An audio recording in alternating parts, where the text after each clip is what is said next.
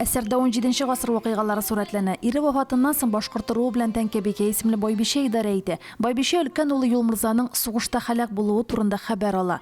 Хәзер ул килене Шәфәкның язмышында хәл итәргә бурычлы.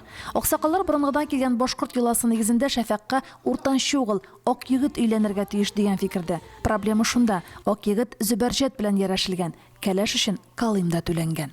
Миңа Тәңкәбикә ролен башкарырга туры килде. Минем өчен башта бик тә авыр булды. Курыктым мин бу рольне башкарырга. Бик күп изләндем, уйландым. Ничек менә бу спектакльнең эчтәлеген ныграк аңларга туры килде. Бик озак обсуждать иттек инде без аны. Артистларның һәммәсе дә мөслимләргә яхшы таныш. Язмышына буйсынган Шәфәк ролендәге Гүзәл Рәхимуллина, оруына буйсындырган баш бирмәс Тәңкәбикәне ачкан Гөлнар Фәрхетдинова, Йола корбаннары Ак егет белән Зөбәрҗәт рольләрен башкарган Илфира Зәйниев белән Ләйсән Замалова, Дәрвишнең мәкерлеген тавышына ук чыгарып сурәтләгән Рауил Тимкин. Тамашачы мәхәббәтен яулаган егет-кызлар янына быел тагын бер сәләтле артист Булат Хайретдинов өстәлгән. Образны ачу бик җиңел булмады, чөнки ул героебезнең, безнең акыл ягыннан зәгыйфрәк.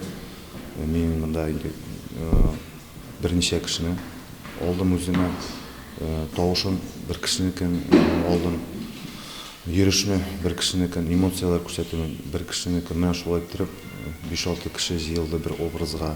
Әлбәттә, күп репетициялар үткәрелде.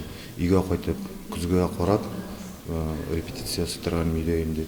Театр коллективы әлбәттә безнең профессиональ актерлар түгел, ләкин профессиональ актерлардан бер дә калышмый уйныйлар. Тамашачылар хәтта басып алкышлыйлар, аларны бик яраталар. Булат дивана ролен шундый килешле итеп башкарды ки, тамашачылар хәтта аркасыннан сөеп юатасы килә үзен дип пышылдашты.